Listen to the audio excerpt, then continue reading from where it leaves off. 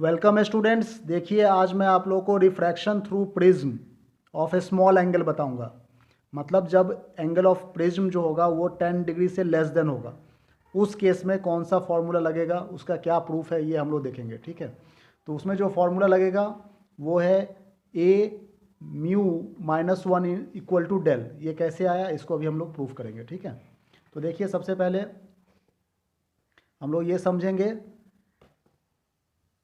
For refraction at A B. जब A B angle से refract हो रहा है, मतलब ये वाले साइड से जब रिफ्रैक्ट हो रही है, तो उस समय ए म्यू जी, मतलब ए मतलब एयर या फिर एयर मीडियम, और जी मतलब ग्लास या फिर डेंसर मीडियम। ठीक है ना, तो sine I upon sine R one, glass medium में आर वन बन रहा है और एयर मीडियम में आई बन रहा है। एयर मीडियम में एंगल ऑफ इंसिडेंस आई हो रहा है, ग्लास मीडियम मतलब आर वन हो रहा है। ठीक है ना, तो फॉर ए स्मॉल एंगल के लिए mu equal to I upon R one हो रहा है। क्रॉस मल्टीप्लाई कर देंगे तो I is correspondence to sine I. ठीक है ना, ये आई जो है वो साइन आई के इक्वल है, चूँकि काफ़ी स्मॉल एंगल है, तो जो आई की वैल्यू होगी वही साइन आई की वैल्यू होगी, जो आर वन की वैल्यू होगी वही साइन आर वन की वैल्यू होगी। ठीक है ना, तो यहाँ पर हमने साइन को हटा दिया और ये mu equal to I upon R one बन गया।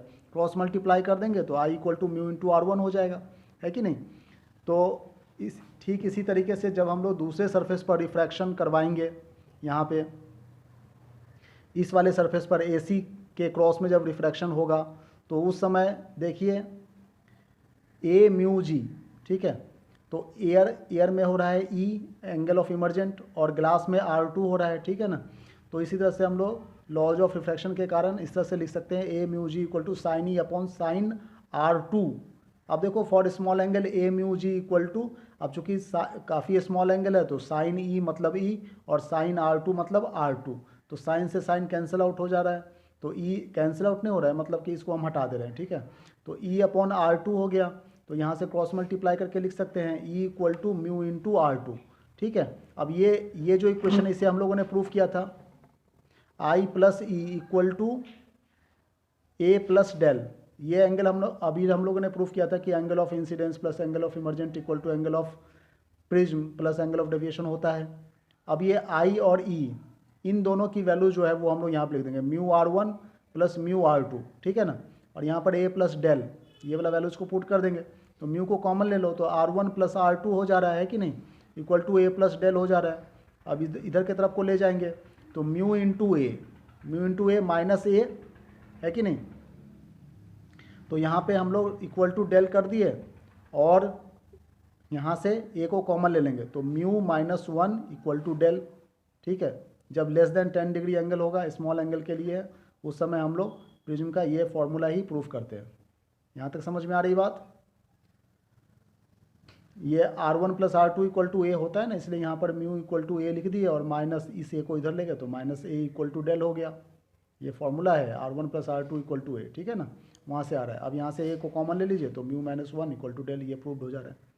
तो ये हम लोग का प्रूफ करते हैं जब angle A is less than 10 degree होता है, उस समय ये वाला फॉर्मूला प्रूफ कर रहे हैं। ठीक है, अब देखिए नेक्स्ट टॉपिक हम लोग पढ़ेंगे डिस्पर्सन और स्पेक्ट्रम।